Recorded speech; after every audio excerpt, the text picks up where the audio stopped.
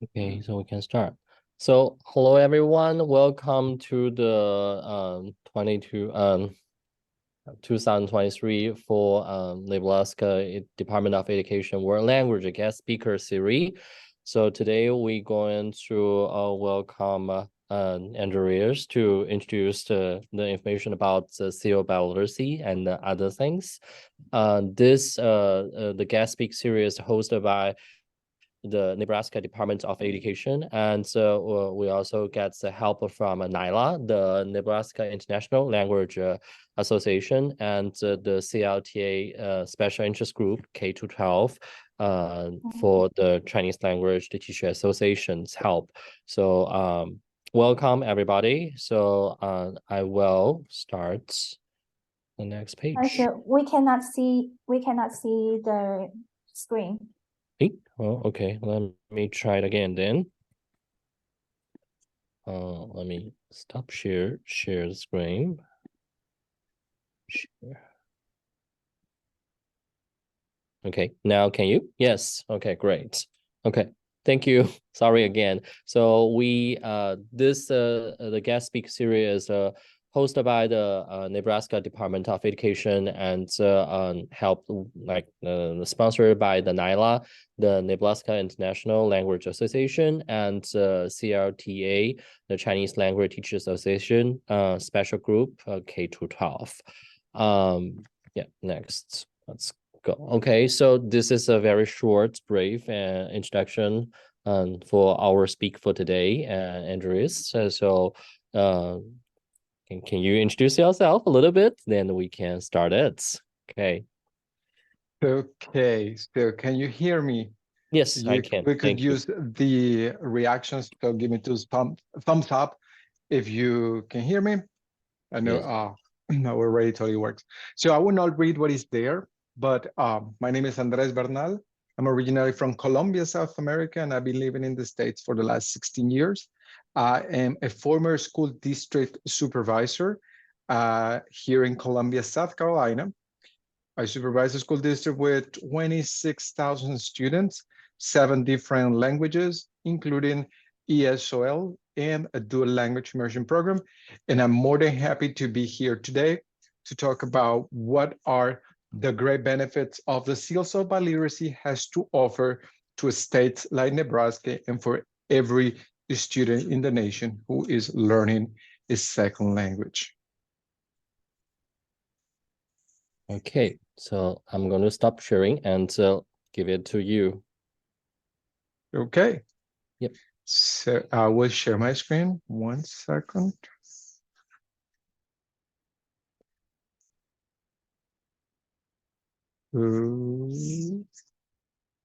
Okay. Please let me know if you can see my full screen. Please give me some thumbs up if you can see it. Thank you very much, Danielle. Okay, so we're going to talk about seals and other animals. We're talking about seals of biliteracy and how this type of credentialing are going to support accreditation and increase the growth of world languages education. Okay, so questions, we could use the chat or we could just have people talking. When you see this image, what does this image evoke to you? So how has been your experiences with this image that we have right here? We can put it in the chat or we could just open your mic and talk.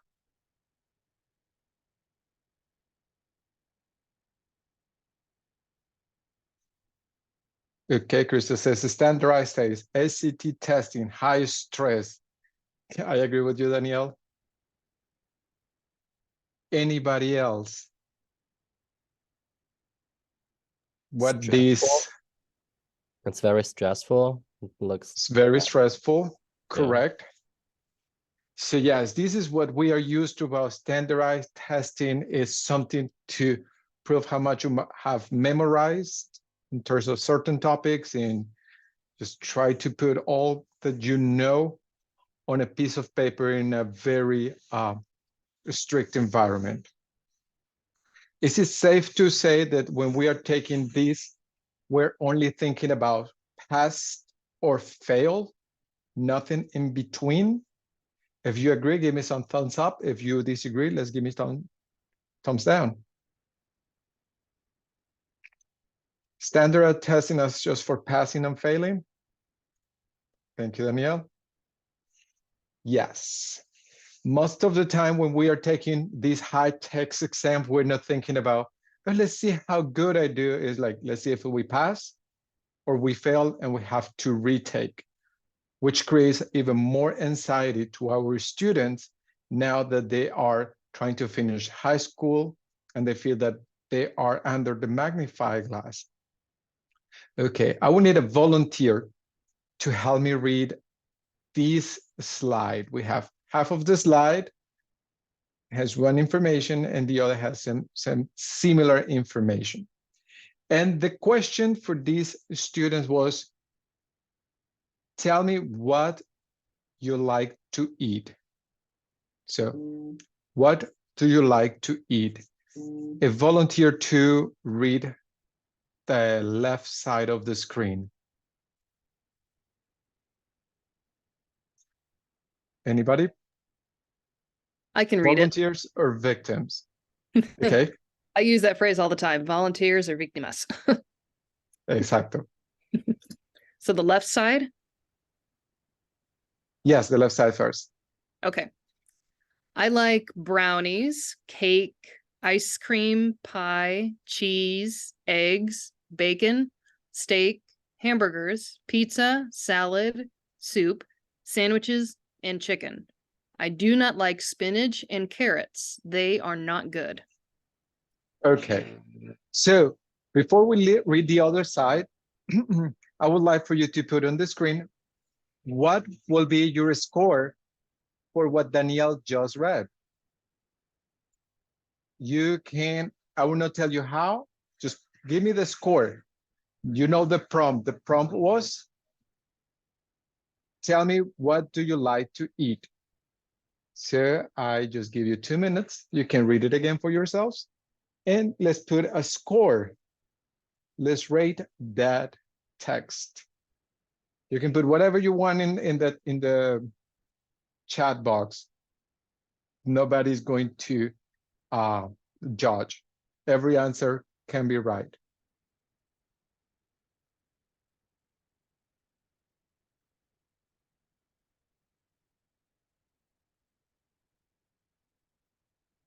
Okay, Danielle wants to do a scale 1 to 5.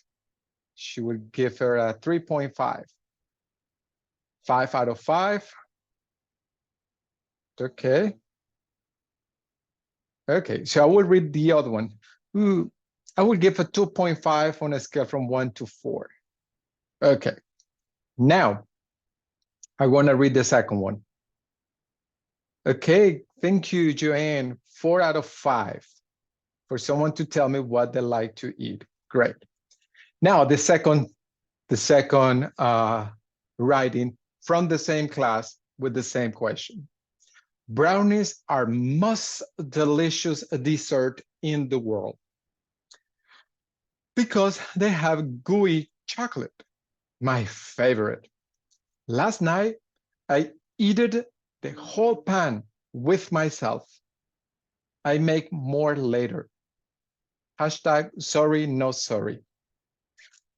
Same exercise, same topic. What would you rate it?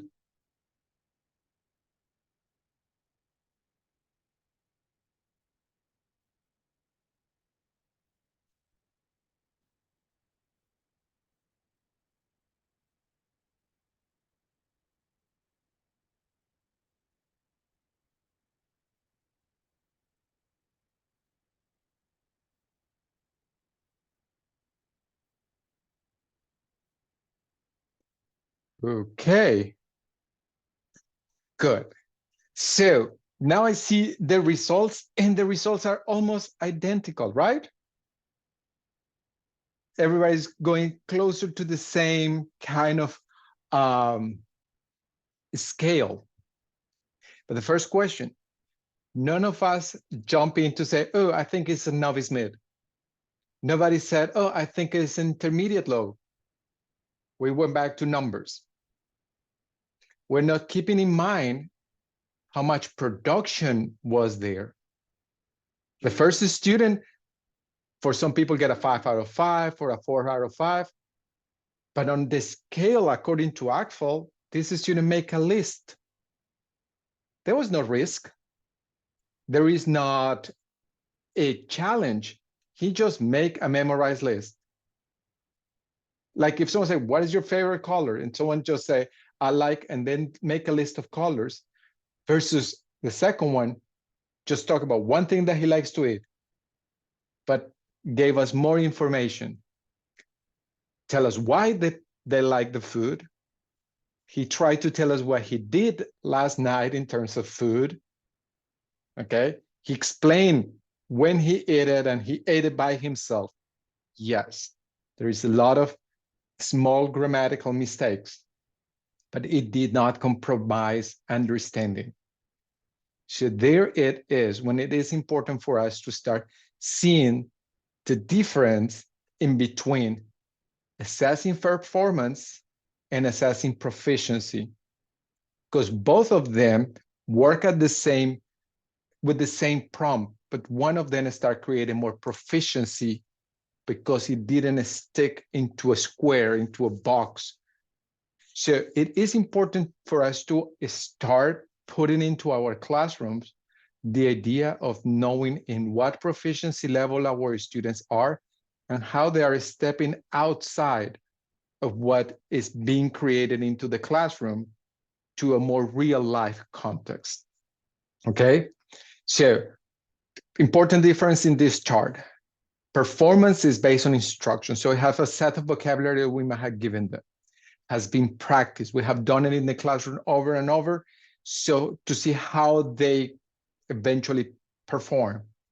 Is given into a familiar context, and they are to demonstrate within a fixed range of context. So that applies to the student on the left. For proficiency, we're trying to be more independent of the instruction. The idea is to be more spontaneous, non-rehearsed, what we saw in the other student. The broad context is more, so this student tried to go for past tenses when he was not ready, but trying to use it outside of the classroom context. So whenever we start evaluating for proficiency, we start creating long life learners. And that's why it is important to bring up proficiency and start using the ACFL scales when we're given scores, not just a 10, a 5, but it starts, hey, you are at this novice high with some hints of intermediate low, something that's for the students to start learning, actually, what can I do with the language? Because what we discussed previously, both the students did a very good text, but not both of them are at the same proficiency level. Okay, so whenever we start evaluating for proficiency, the idea of certificates, diplomas, and completion start appearing in the rater. In our rater, the idea of a certificate are that educational certificates are documents that are received upon successful completion of an academic period.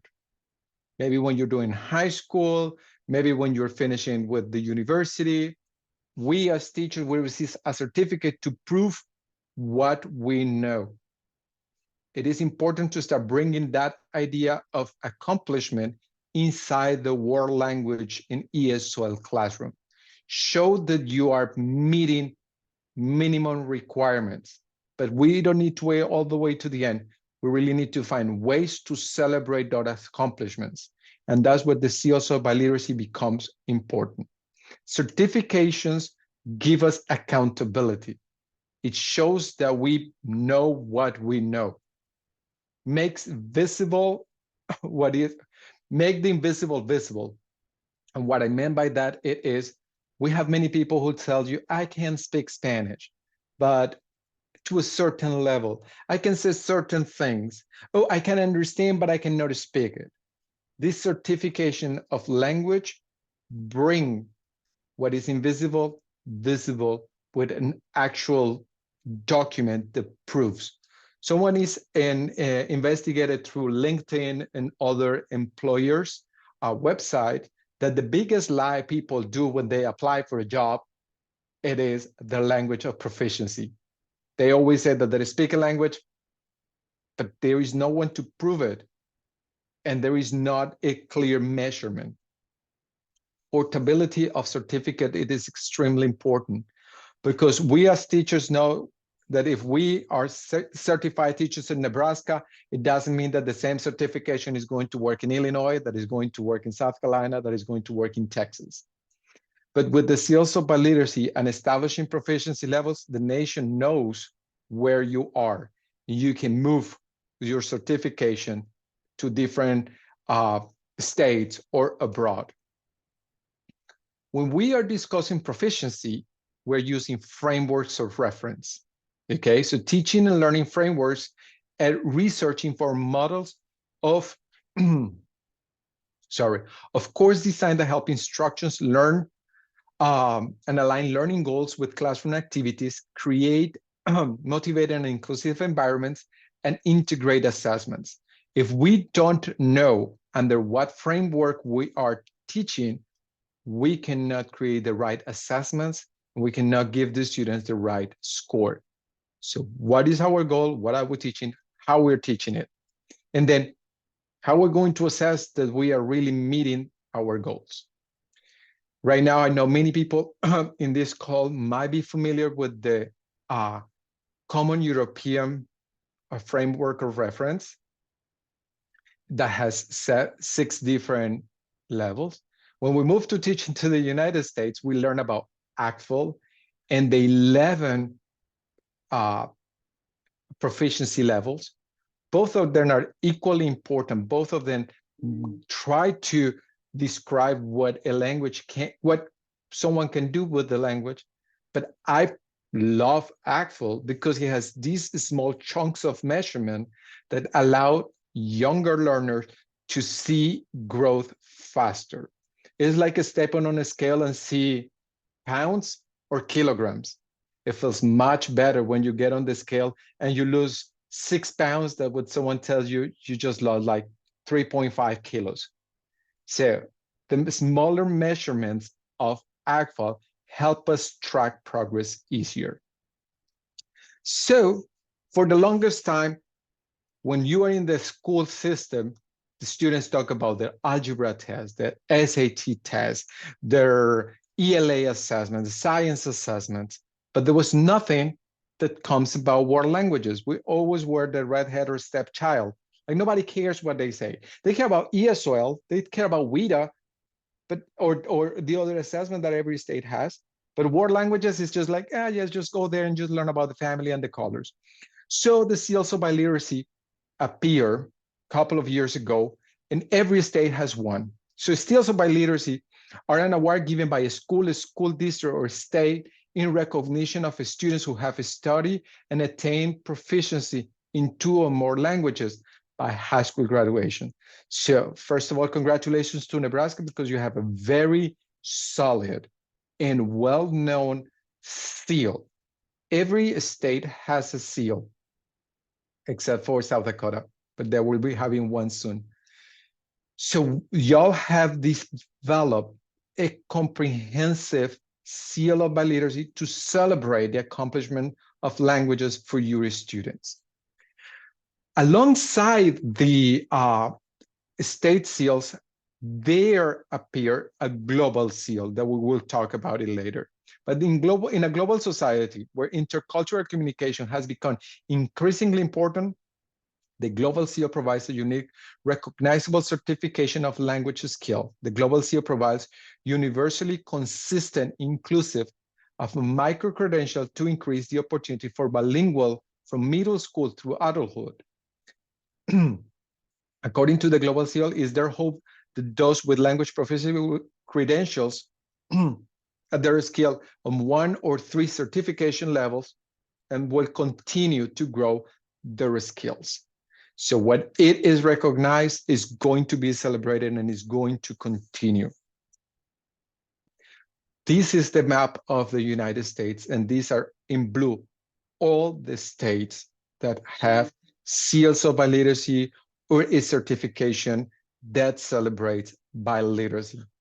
South Dakota is working on it, so soon every state in the nation have a seal of biliteracy, okay? We said the seals are awarded by the states.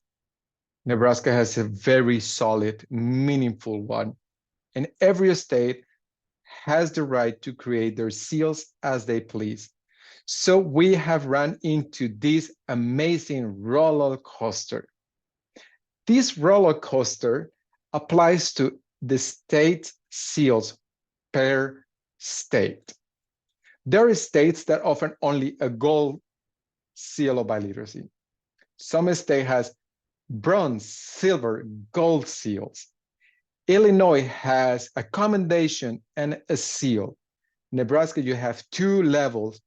So when the students go to a university, the good thing is the universities in Nebraska recognize the Nebraska seal, but it becomes a little tricky when a student from Nebraska wants to study in Texas or wants to study in New York, because the students, the universities struggle because some states give seals of biliteracy for students who stay in a language for 3 or 4 consecutive years.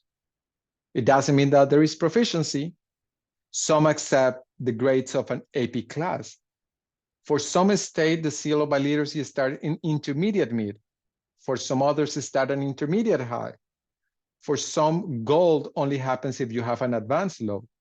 Some others, if you have an IB examination. So for the university, it has become a little complicated. We love the celebration that every state has a recognition, but at the nation level, it becomes a little tricky. And then when we talk about employability, we have people who come from other areas of the world to work in our state, and they ask for a WIT exam for English or a stamp exam for English, or they want to have a specific test. So people are all over trying to please employers. For that particular reason, at the nation, they come out with the Global Seal of Biliteracy, which is a recognition that it is simplifying using the CEFR or the actual proficiency level to create 3 different seals. There is a seal with functional fluency that can be given to students as early as 8th grade. Students need to have completed 8th grade and have an intermediate mid level of proficiency, and they will earn this functional seal. So your schools can start giving your students a celebration by the 8th grade. The working fluency happens when the student completes the requirements for graduating high school and they have earned an intermediate high. So they can earn a working fluency. And the next one is the professional seal, but is limited for students with a college degree. These are the 3 levels of proficiency that can be earned with the Global Seal. The Global Seal has presence in all 50 states. What you see in dark green are the states with the largest numbers of seals earned. And we can see that the state with the largest numbers of state seals is the state of New Jersey. I really would like to see Nebraska to get a darker color because you're doing really, really well. This seal has no cost, and anybody who earns a seal of biliteracy from Nebraska can earn a global seal of biliteracy. The seal of biliteracy is also present outside of the United States. So there are 30 countries and territories that right now are earning global seals. that is helping students who are moving from abroad to study in universities in the United States, or our students who decide to travel abroad and use their language. Right now, according to Hunter Sodek from the Global Seal, abroad, they have increased in 1,420% the number of global SEALs that has been awarded to test takers. So this is something very powerful. Something that we as educational entities need to work it is that the largest amount of SEALs has been functional fluency, students at an intermediate mid proficiency level. The working fluency is only at 13% of the population earning it, and the professional SEALs are really small. We need to keep working on helping people to keep learning a language and use it to earn a higher paying job, because there are multiple organizations asking for this data to give people the opportunity to be employed. The seals of Biliteracy give you access to academia, earn some college credits, move on with the learning of a language, and multiple employers are requesting it because many of our students finish the K-12 and decide to go to a technical college or apply for a job. If they can go with a working SEAL or the Nebraska SEAL, let's work together so employers use these recognitions to grant employment or to give access to better paying jobs to the right candidates. Something that is important is keep track of this data. I'm sure the Nebraska SEAL Biliteracy have all the data about how many languages, how many students, and this has to be recognized, and you are doing a fantastic job in social media. So you are recognizing what you're doing. I love to compare the Nebraska SEAL, the Nebraska SEAL or the Global SEAL with these karate belts, because you don't go just to learn a skill and never being recognized. When children go to karate, they are expecting to move color after color and keep growing. We can do this with our students in terms of languages. For free, the SEALs of Biliteracy from the Global SEAL can give a language proficiency passport. In their website, you can download this passport where you can start celebrating for your students in what level of proficiency they are per skill. Maybe my reading is in a novice high, but my speaking is in a novice mid. Maybe my reading is an intermediate low, and you can start using this that is free for you to track where your students are in terms of proficiency. And then it is making it visual for them, because they offer the possibility of giving some ribbons to celebrate the students in the novice mid, novice high, intermediate low, before they can start earning their diplomas. The diplomas are earned with multiple assessments, but they start celebrating their proficiency as early as elementary school. It is a way to solidify and celebrate their accomplishments. The data from the Global SEAL, as well as the data from the Nebraska SEAL, will be very useful for the U.S. Department of Commerce.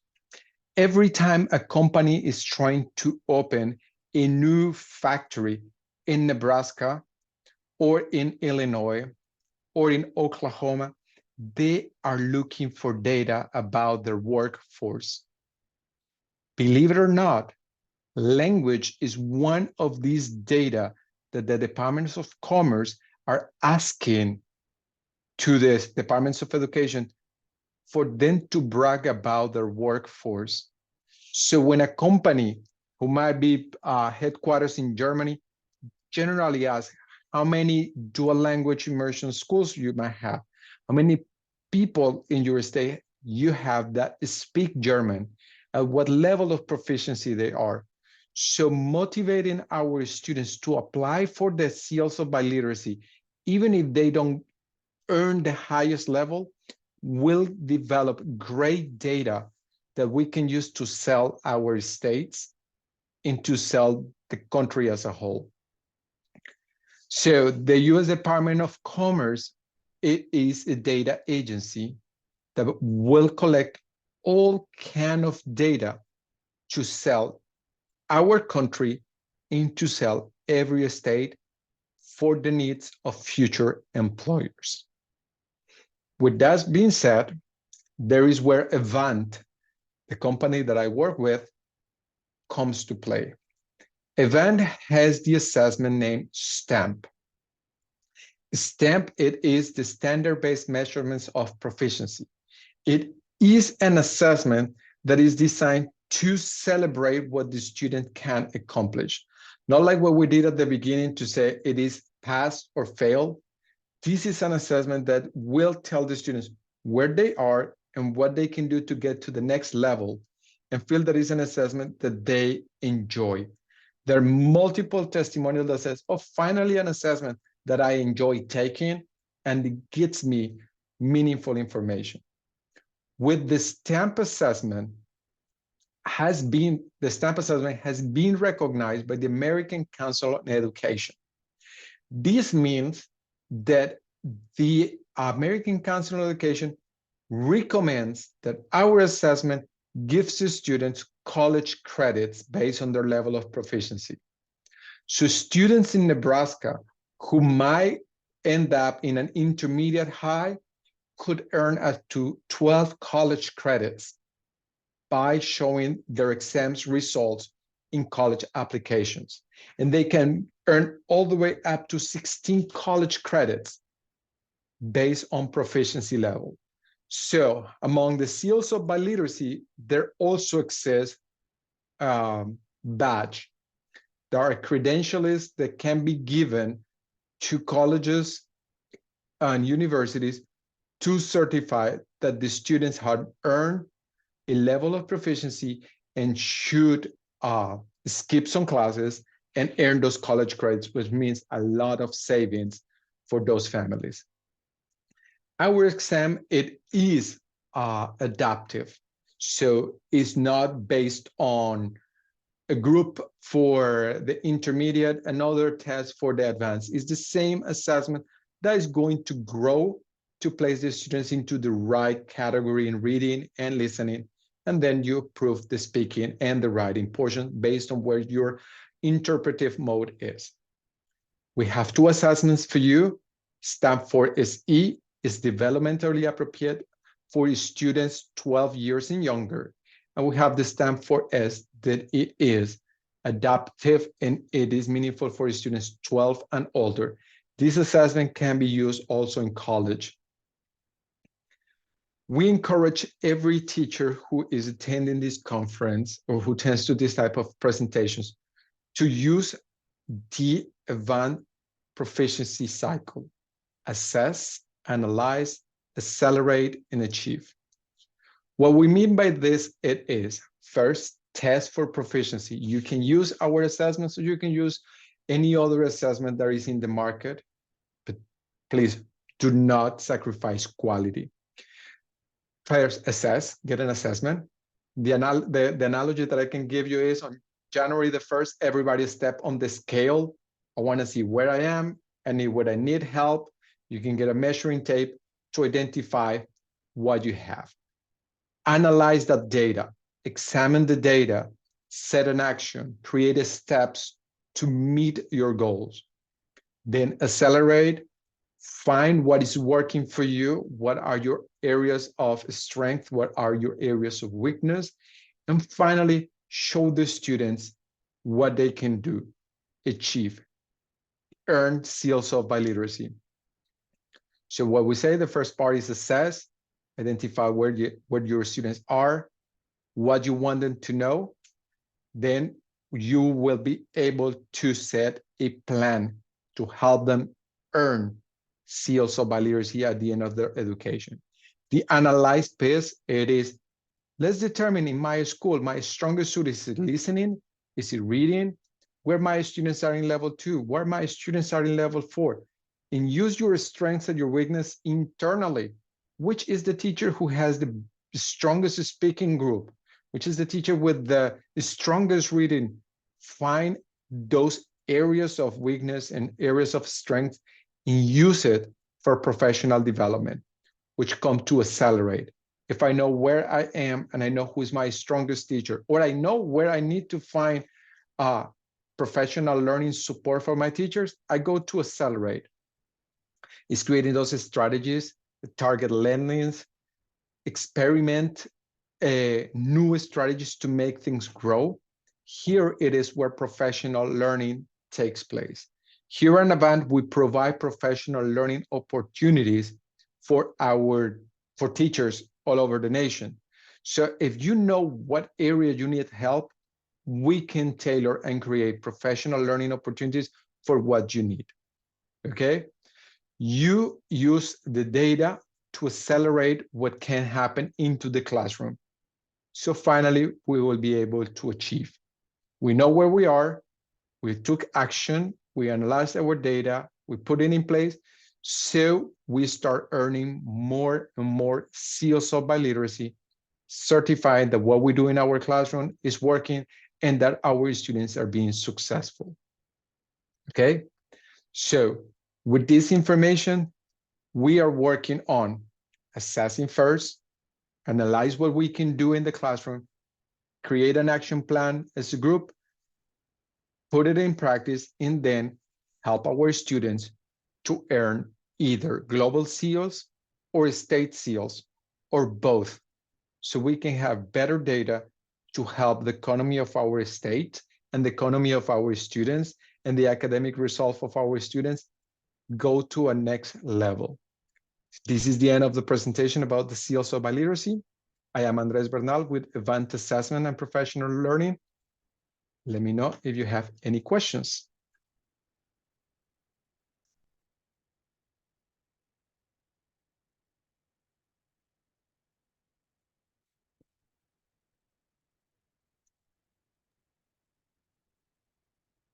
Thank you for the presentation. And it is really helpful to mention about global seal of literacy because I work for a government agency. I am not supposed to advocate for that, but it's a good opportunity for students. Yeah. Correct, and it doesn't compete. Like the Nebraska Seal of Literacy is really strong, and anybody who earns the Nebraska Seal for free can earn a global seal, and the global seal will work fine internally and externally of Nebraska, because many students who might want to go to the University of Nebraska from Florida, the University of Nebraska might not know what to do with a Florida seal or a South Carolina seal, but a global seal comes as a neutral with the same level of proficiency nationwide that can be used. Yeah. Does the Illinois have the same global seal level? I work in Illinois. I know there's a seal of literacy and there's a competition for that. But is that qualified as Illinois seal of literacy will let them have the global one too? Most of the states who have a strong state seals can use the same assessment to apply for the global seal. So for Nebraska, you need to have an intermediate high. So you took the assessment, you took our assessment, and you submit the paperwork to Nebraska. The same paperwork that you submit to Nebraska can be submitted to the global seal at no cost. So you already have the assessment. So let's use it in every single possibility that exists for your students. The thing that Illinois has that Nebraska doesn't, it is the state of Illinois accepts the working seal of biliteracy to certify the language of teachers. So the global seal in Illinois is used to certify the language proficiency of teachers who wants to be in the classroom. That's the only difference that Illinois what Illinois uses the global seal for, separate from the other things. Andres, this is Joanne. I have a question. Mm-hmm. So as you know that we have audience here from all over the countries, and I'm from New York, and listening to your talk, and thank you very much for the instructions. So I was under the impression after listening to you that it is a standardized sort of assessment across all states, or is it state specific? Do they all adhere to the same assessment standard? So an intermediate high in Nebraska, is that the same intermediate high in New York? Correct. An intermediate high in Nebraska or intermediate high in Florida means exactly the same anywhere. The difference is a Illinois seal, it is an intermediate high. And a Nebraska seal, it is an intermediate high. In South Carolina, the intermediate high means silver. It's a silver seal of biliteracy in South Carolina. To be a gold, you have to be an advanced low. So the fact that a state called it a seal of biliteracy. Let me interrupt you. I'm not really too interested in the color of the seal. I need to know the standard. So what you're saying is, even though they're all intermediate high across the board, the color of the metal may differ from state to state. Okay, so Correct. that's actually not my concern. My concern is, so they go with the same set of standards, the actual standards. So who administered the test and who gets to decide, evaluate them? Is there a third-party company, or is this is it the school or the state?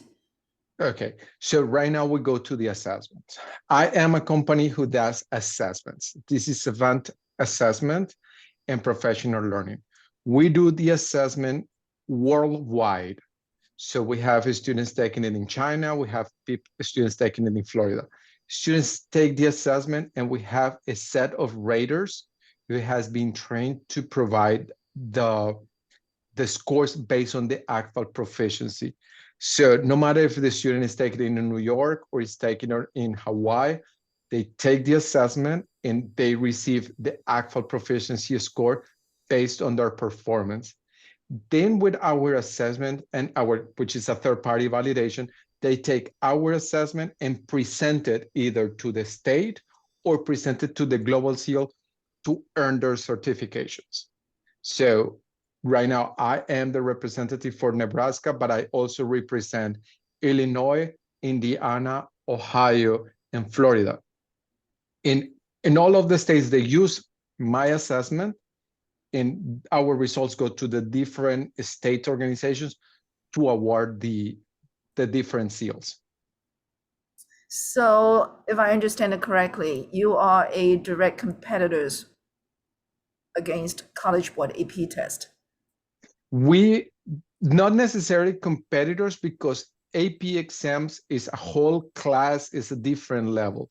Many students opt to take our assessment to know how well they will perform in the AP.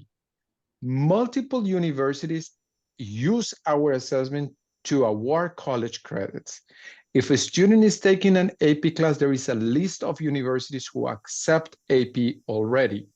So we don't want to call ourselves as competitors for the AP, because AP comes with teaching, and there is a standard of how to teach it and what to expect into the classroom. What we do is not performance, it's proficiency. So we work with a more broad range of possible questions. So students really need to prove how they can handle something that has not been rehearsed. Versus AP comes with something. There are books that you can read to prepare for your AP, because there are certain topics that for sure are going to be covered. So we are a little bit different. Actually, we could support each other. Okay, thank you. So with the AP, it's clear what the test format, the students who take it, they have an opportunity to know that there's multiple choice and there is free response sections. So for advanced assessment, the stamps for S, do you have information? Do we have visibility what the test format is like so we Correct. can mentally prepare the students? Yes, let me show you my screen for 1 second and you will be able to see. Let me see. Okay, when you visit advancedassessment.com, over here where it says resources, you can go to user guides. And over here you have the stamp 4S. You can have the benchmarks and rubrics, what are the topics that are going to be covered, writing examples. You can get information about rubrics and benchmarks. We have all the frequent asked questions for you to know how the test is going to be organized. We even have video tutorials with tips for the students to take our assessments. And under test, if you go to 4S, we tell you that we are recommended, but tell you all of these are 4S languages. And then you can take your students to take a sample test to see what they look like. So when you get here, you need to take the reading first in order to unlock writing, and take listening in order to unlock speaking. Reading and listening, each one has 30 questions. Writing and speaking has 3 prompts. The prompts from writing come from reading. The prompt from speaking come from the level of proficiency in listening. There is in the resources, when we talk to where is that going? When we go to the benchmarks and rubrics, you will be able to work with your students to learn topics that are required, what characteristics happen when the students are producing languages. We talk about writing sections. How is it rated? How is it organized? And it comes with a rubric that you can download. So this is what happened at the novice level and the novice mid level, what it is expected from each student. So you can work one-on-one with your students about what are the expectations. Okay, sorry, I'm on your website right now. So under resources, how did you get to the rubrics just now? Go to resources and then you go to user guides. And then go to 4S, stamp 4S. And then at the bottom says benchmarks and rubrics. Got and it. then browse inside. Okay, got it. Thank you. And what is the fee for the test? The test comes in different tiers. Our assessment costs as little as $39.90 if you buy 1, 2, or maybe under 20 assessments. If your school needs more than 20 assessments, no matter what language, no matter in what combination, the assessment is $24.90. And the lowest price is for organizations who purchase more than 500 assessments, and that costs $19.90.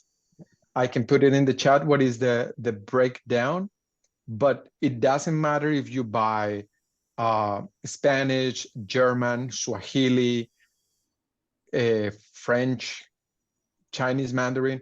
No matter in what combination, we just take into consideration the big bulk to give you the special pricing. Okay, is the price information on your website too? No, I give that directly to clients. Okay. We don't have it because it depends on the volume. Okay. And I'm putting it here in our chat. Yeah, I'm sorry to everybody. I have 2 more questions, but I don't really want to hog up the time, so other people have a chance to ask. So one question is, Thank you. Yes. So one question is, I noticed that you have one test date. At least that's what it looks like when I got into New York. So it's June something. So it's one test date. No, we don't have test dates. That is determined by each school. When you buy it, we give you the chance to create your own testing window, and you can decide, oh, I want to test from September the 12th until June the 30th. So you have free control of when you want to administer a test because you do it internally in your school. You are going to be the administrator following the proctor guides. We then review the results individually, just seeing that everybody follow the protocols. We have the opportunity for people to do remote proctoring. So we provide the proctors and they will do it through the computer. That is where we negotiate what time works best for you and for us. But generally what we do to the schools is a school buys 100 assessments. They might planning on testing from the end of September till the first week in December. And then internally, you follow the protocols of test administrator and you are in control. You don't have to talk to us about it. I see. So is the test administered online or is it paper? We have it kind of both ways. Everything is 100% online. Your students only need to have access to internet and a browser. But languages like Hebrew, Korean, Japanese, or Chinese, you can do the writing on paper. But everything can be done and is encouraged to be done online. If someone wants to do it on paper, it costs $5 more because we need to scan and store the information and more work. But there is an option to submit the writing on paper, but it's not mandated. Yeah, no, we all like to cut less trees. So for the online one, where does the data go? Where does their test data go?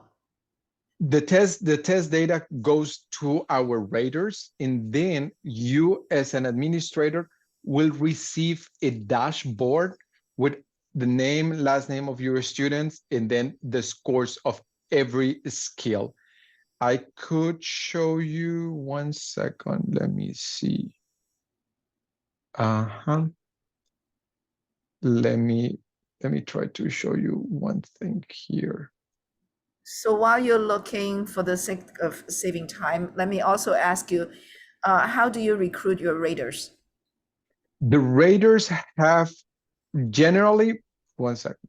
What we do, we work with, in many cases, we have been working with certified translators and educators that have proved proficiency in the language through our assessments. And then they have to go to a specific training to prove that they can rate in every single one of the proficiency scores. And internally, we have a process to do a triangulation. So maybe Fabian, Joanne, Crystal, and Di can rate the same assessment, and we all need to rate at the same rate in order to be valid. And we do it multiple samples throughout the year just to be sure that all of our test raters are rating at the same level. So nobody's having a unfair advantage. So when this, can you see my screen? When the students finish their assessments, that you as an administrator get to see all the results of your groups in terms of reading, writing, listening, and speaking. So you know your groups, where they are as a whole. Then you can see individual subgroups. So you have the name of your student, where they are in reading, writing, listening, speaking, and their composite. Also information about when they started the test, when they finished the test. Right here, I showed 2 circles for writing and for speaking. In your dashboard, if you click on the speaking portion, you will be able to see the responses that your students created. So you click on response 1, you can read what was asked from your student, and you can read what your student wrote, so you can give them clear feedback and support for them to move forward in their language journey.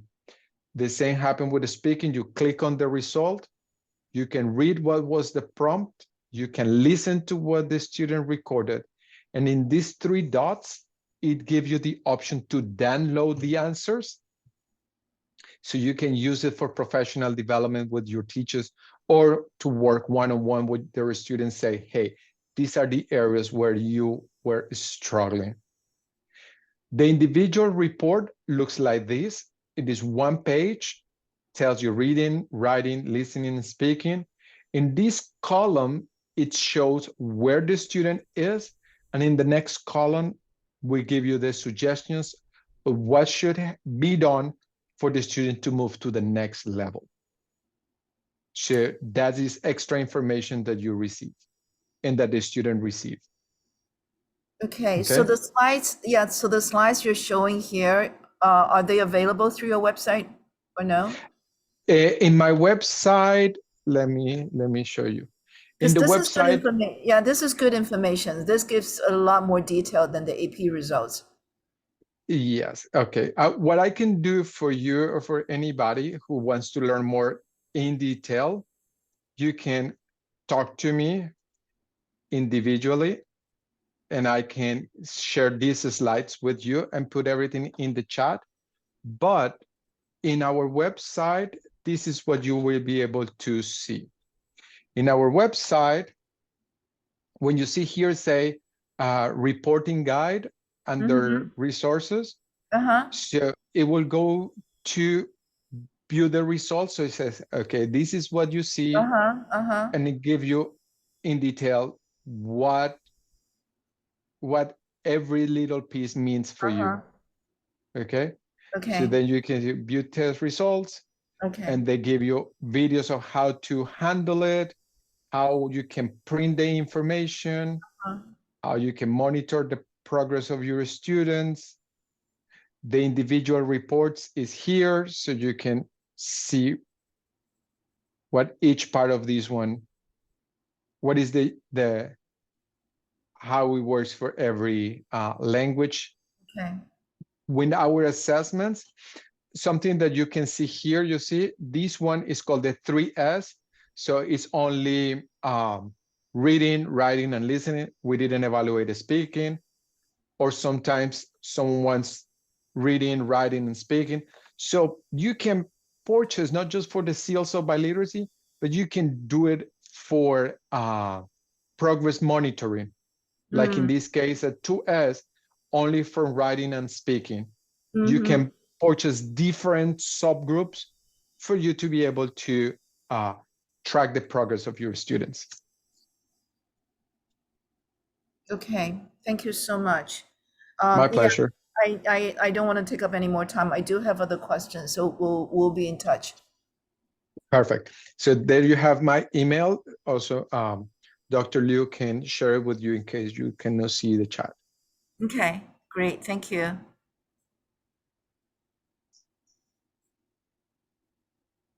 Anybody else? If not, I can answer more questions for you. Thank you very much. I do have a question.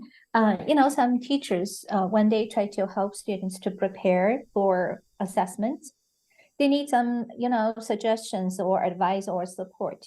So do your website, Avant, provide such support for teachers? Correct. Yes, we have this for you. When you visit our website, Avant Assessment, in resources, there is video tutorials. And the video tutorials talks from getting started for your test, how to prepare for your writing, prepare for your speaking, prepare for your reading, prepare for your listening. So those are tips for test takers. And also you can go to test, select, and then go down to sample a test. So maybe the student want to take a polished test so they can get familiar of how the software runs, and move forward.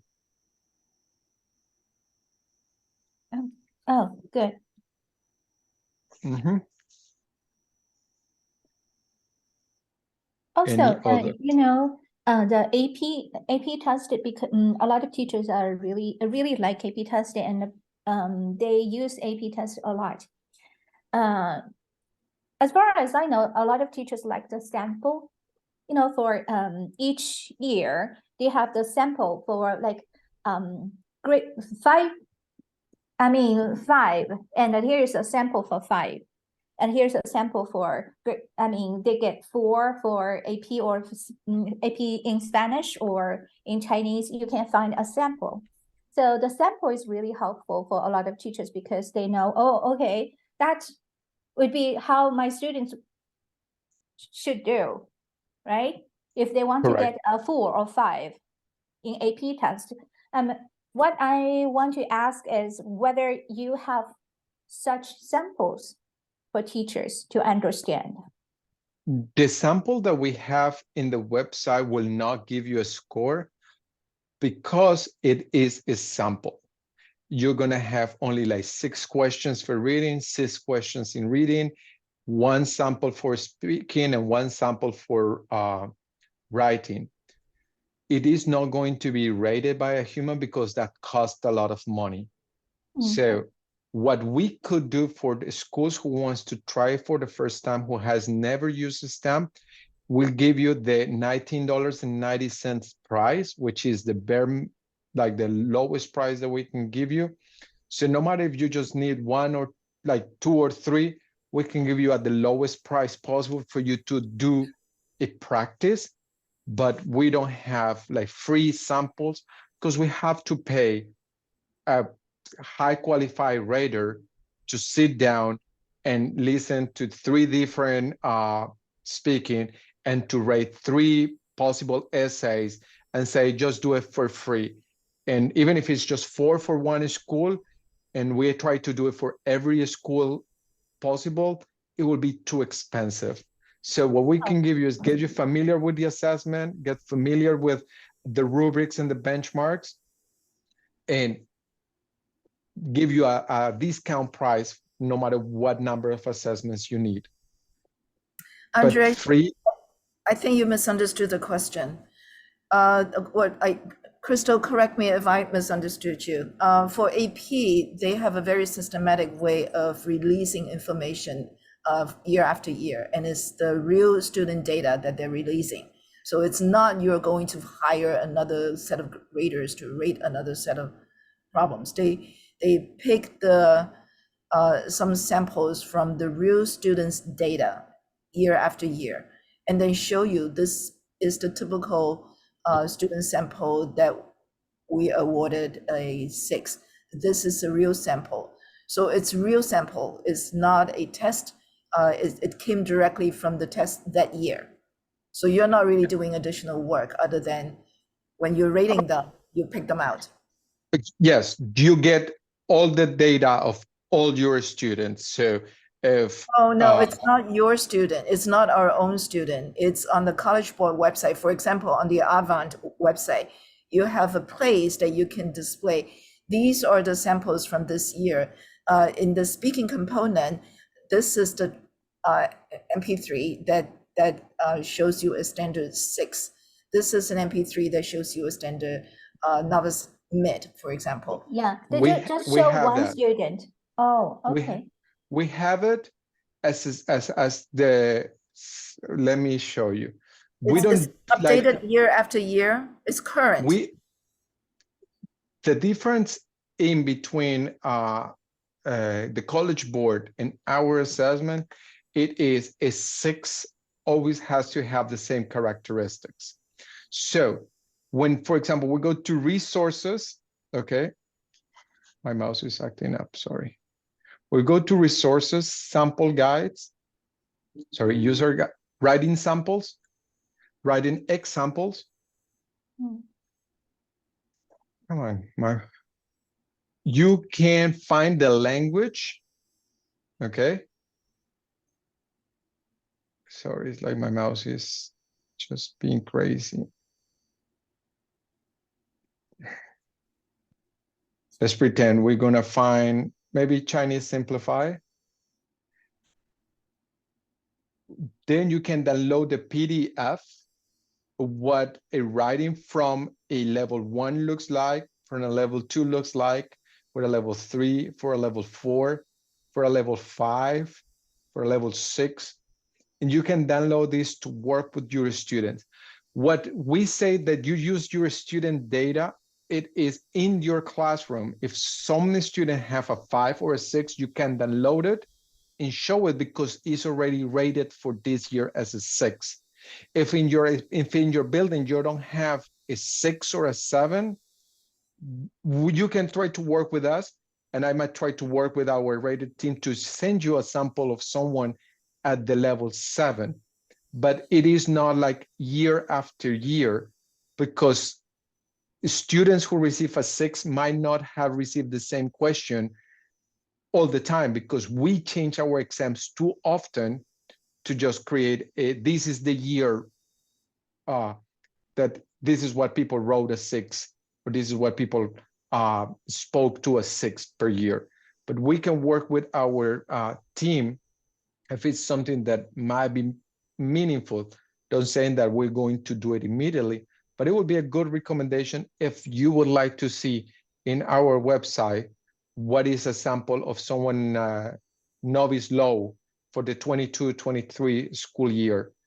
If that's something useful, I can take notes and pass it to our product development, so people will be able to, okay, now I know what the goal looks like for this year. And actually, I really like your suggestion. Okay, with the prompt for that particular test. Okay, yeah, we can talk more about that. I think that will be really useful. Yeah, Crystal, do you think that that answers your question?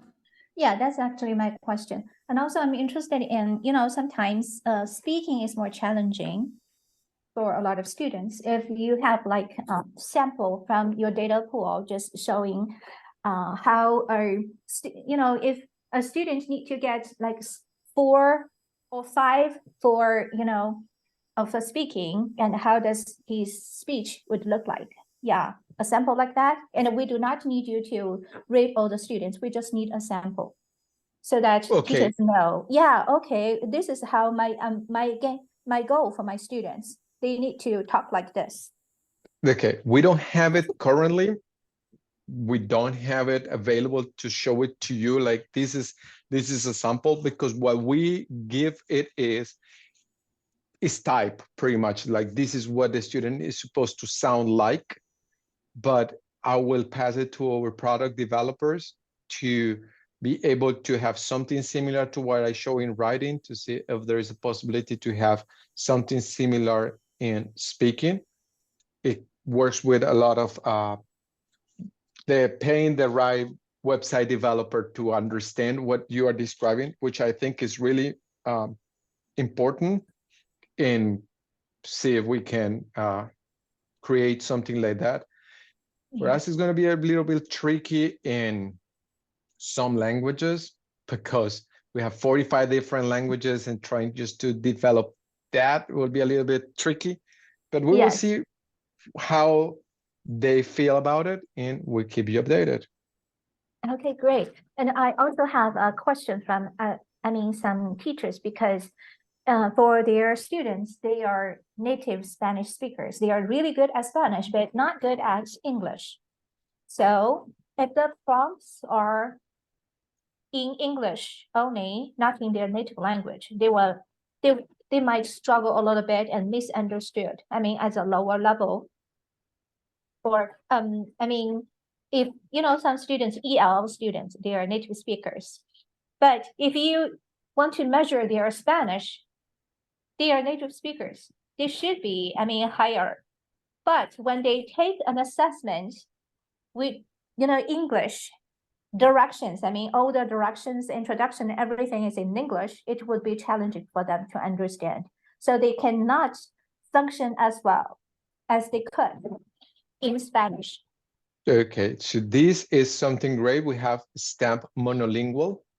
So we have it available in Spanish only so students can take the test only in Spanish. All the directions are in Spanish. We also have it available in Arabic. So right now, that's the only monolingual exams that we have is Arabic and Spanish. So Okay. because it's the largest population, we don't have it monolingual in other languages.